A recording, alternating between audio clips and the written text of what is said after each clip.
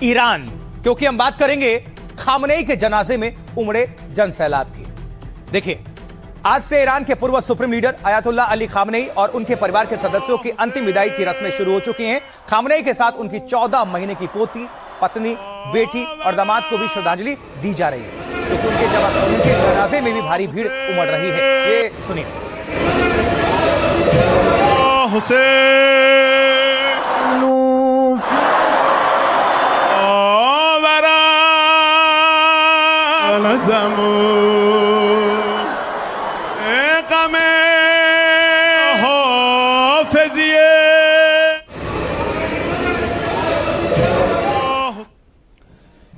Tehran के मुसल्ला परिसर में अली खामनेई और उनके परिवार के कई सदस्यों के ताबूत रखे गए हैं। ईरानी राष्ट्रपति मसूद पेज़ेश्कियान समेत देश का शीर्ष नेतृत्व तेहरान के ग्रैंड मुसल्ला में खामनेई को श्रद्धांजलि देने पहुंचा है। इस दौरान पेज़ेश्कियान भावुक होकर रो पड़े। उनके साथ मौजूद ईरानी संसद के स्पीकर मोहम्मद बागिर गालिबाफ और कई अन्य सैन्य अधिकारी आंसू नहीं रोक सके।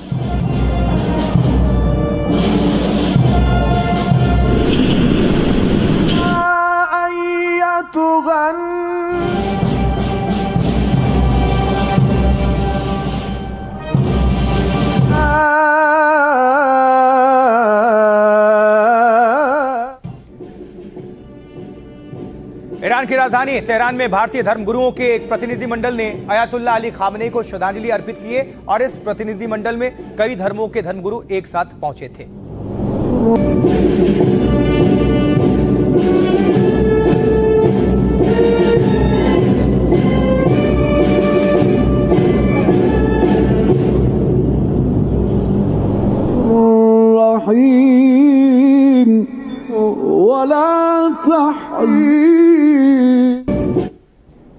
भारत ने अपने नेताओं का भी प्रतिनिधिमंडल तेहरान भेजा है, जो भारत और प्रधानमंत्री की तरफ से शोक में शामिल है। मोदी सरकार के आधिकारिक प्रतिनिधिमंडल ने खामनेई को श्रद्धांजलि अर्पित की है। भारत सरकार की ओर से विदेश राज्य मंत्री और बिहार के राज्यपाल आधिकारिक रूप से इस समारोह में शामिल हुए हैं। उनके साथ ही पीडीपी और कांग्रेस के नेता भी थे।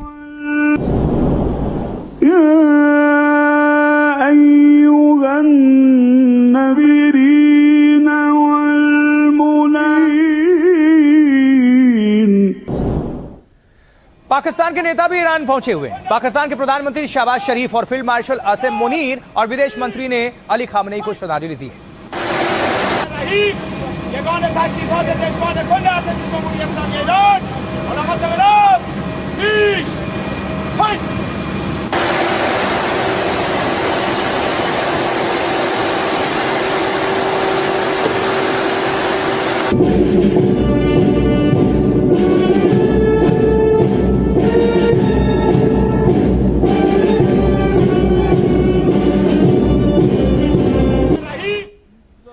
शिया मुसलमानों के सबसे बड़े नेताओं में शुमार अली खामनेई के जनाजे में वैसे तो लाखों लोग शामिल हो रहे हैं, लेकिन महिलाएं जब ताबूत के सामने पहुंची तो श्रद्धांजलि देने के साथ रो पड़ी। कूद कूद कर रोते हुए उनकी तस्वीरें सामने आई हैं। ये उनका अपने नेता के प्रति सम्मान है।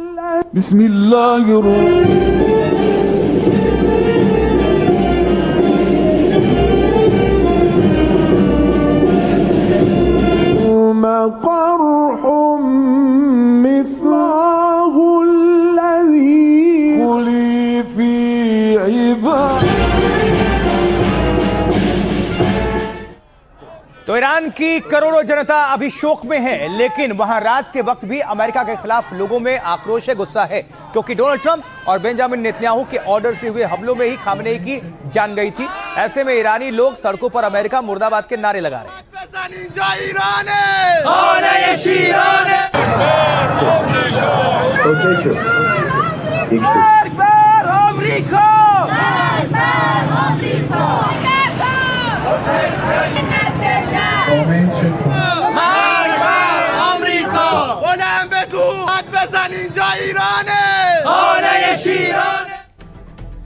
खामनेई और उनके परिवार के सदस्यों की 131 दिन पहले 28 फरवरी को अमेरिका इजराइल के हवाई हमले में मौत हो गई थी।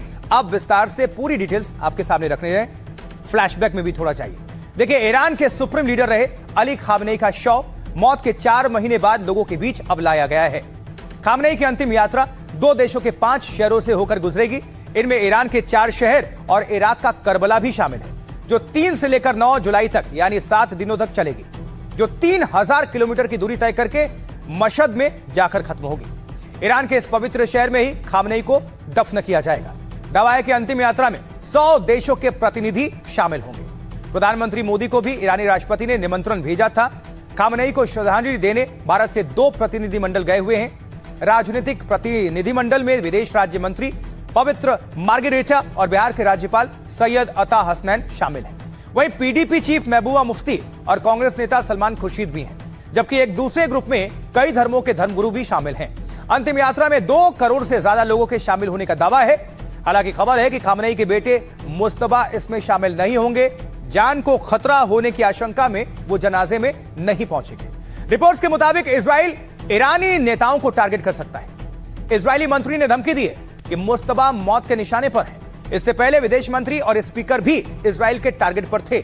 अप्रैल में अमेरिका ने ईरान को इजराइल से सतर्क रहने को कहा था। अब आपको सुनवाते हैं इस पर भारत में नेता क्या कुछ कह रहे हैं, उनकी प्रतिक्रिया। की भी एक नीति होती है और इस प्रकार के जो शोक के वाले जो क्षण है, इसमें इस प्रकार के एक शांति होनी चाहिए और निश्चित रूप से अभी कोई इस प्रकार की घटना नहीं होनी चाहिए। और जो ईरान ने जिन बातों को कहा है यह अंदेशा जाहिर किया है और हम अपेक्षा करते हैं कि इस वक्त कम से कम शांति रहे। सलमान खुर्शीद और महबूबा मुफ्ती खमेनी के फ्यूनरल पे गए हैं। ये अपने निजी तौर पर गए हैं और उनकी पार्टी ने भेजा होगा। महबूबा मुफ्ती तो खुद अपनी पार्टी के अध्यक्ष हैं, सलमान खुर्शीद साहब को कांग्रेस पार्टी ने भेजा होगा। ये उनके अपने निजी उनके अपने निजी संबंधों के कारण से गए होंगे, परंतु भारत में इनके जाने को राजनीतिक कारणों से देखा जाएगा। मेरा मानना है कि आमतौर पर जब इतने बड़े नेता और मुख्य आध्यात्मिक गुरु का निधन होता है तो और ऊंचे स्तर पर शोक व्यक्त किया जा सकता था और किया जाना चाहिए था। ये सच है कि अब एक प्रतिनिधिमंडल गया है। कांग्रेस पार्टी का प्रतिनिधित्व मेरे अच्छे दोस्त सलमान खुर्शीद और अन्य लोग कर रहे हैं। ऐसे हालात में ये जरूरी है कि हम हमेशा उस दिवंगत व्यक्ति के प्रति सम्मान दिखाएं जो इतने महत्वपूर्ण पद पर थे। मदर टेरेसा के अंतिम संस्कार और राजीव गांधी के निधन और हत्या के समय भी हमने दुनिया भर के नेताओं को भारत आते देखा था। यह एक सामान्य बात है। दुनिया भर के देशों में जाकर शोक व्यक्त करना और दिवंगत आत्मा के प्रति सम्मान प्रकट करना बहुत सामान्य बात है। मुझे लगता है कि हमें इसे बड़ा राजनीतिक मुद्दा नहीं बनाना चाहिए। यह एक गंभीर अवसर है। प्रधानमंत्री मोदी ने इस मौके पर राष्ट्रपति पेजेशकियान से बात की और अंतिम संस्कार समारोह के लिए हमारी शुभकामनाएं दी। हमने बिहार के राज्यपाल लेफ्टिनेंट जनरल सैयद अता हसनैन और विदेश मंत्रालय में राज्य मंत्री डॉक्टर पवित्र मार्गरेटा को भेजा है। इसलिए मुझे लगता है कि हमारी तरफ से यह एक बहुत मजबूत प्रतिनिधिमंडल है और यह भारत और ईरान के बीच मजबूत सभ्यतागत, ऐतिहासिक और समकालीन संबंधों को और मजबूत करता है। आगे बढ़ते हैं और आगे बढ़ते हुए आपको एक ऐसे डीएसपी साहब से मिलवाने जा रहे हैं जिनकी नेटवर्थ कितनी है, करोड़ों में है, और वो भी 1-2 करोड़ नहीं जी, 200 करोड़ से ज्यादा। इसलिए हम कह रहे हैं 200 करोड़ का डीएसपी। सबसे पहले आप उनकी तस्वीर देखिए। ये है हैदराबाद पुलिस के डीएसपी सक्की रेड्डी भीम रेड्डी, नाम सुन लिया आपने।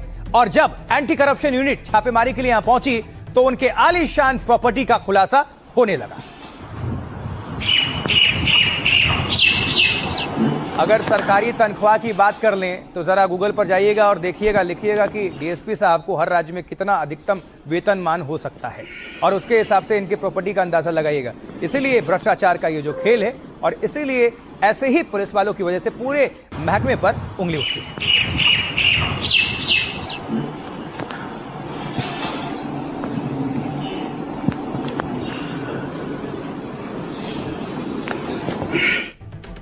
तो चलिए अब जान लीजिए कि पूरा मामला क्या है और कैसे इसका खुलासा हुआ।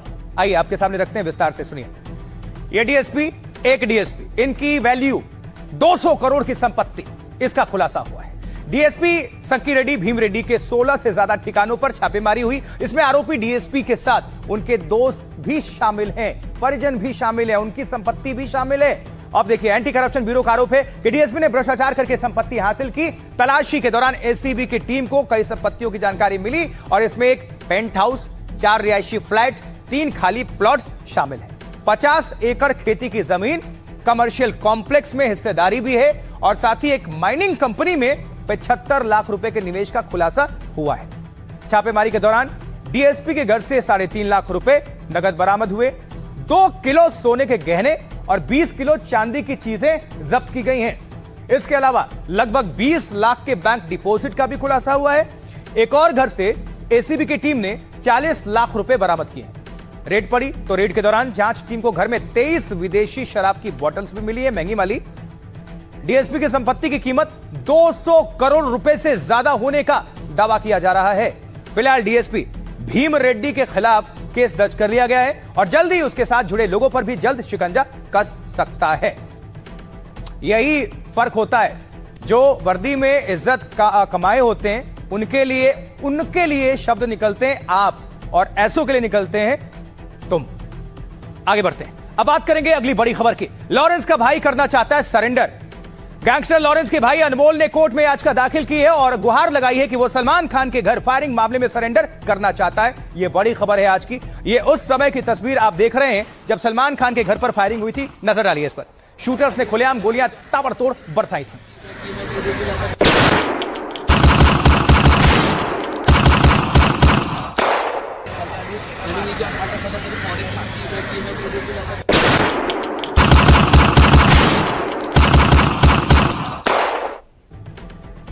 और अब विस्तार से आपको बताते हैं ये पूरा मामला क्या है।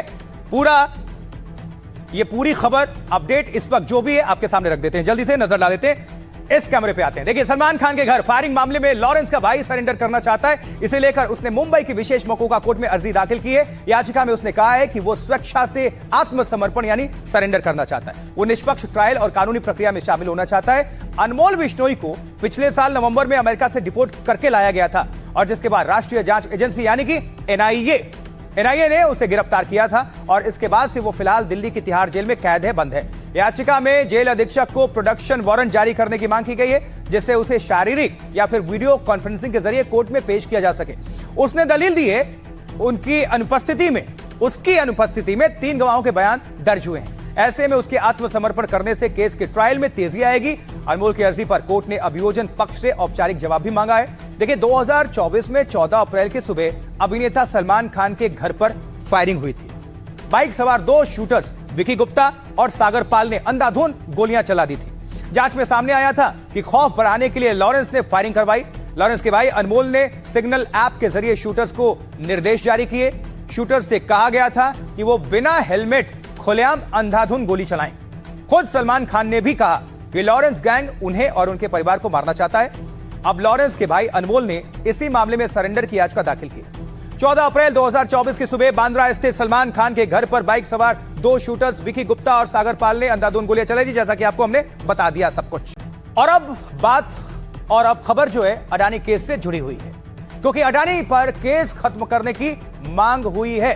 अडानी ग्रुप पर अमेरिका के जस्टिस विभाग ने केस हटाने की मांग की है।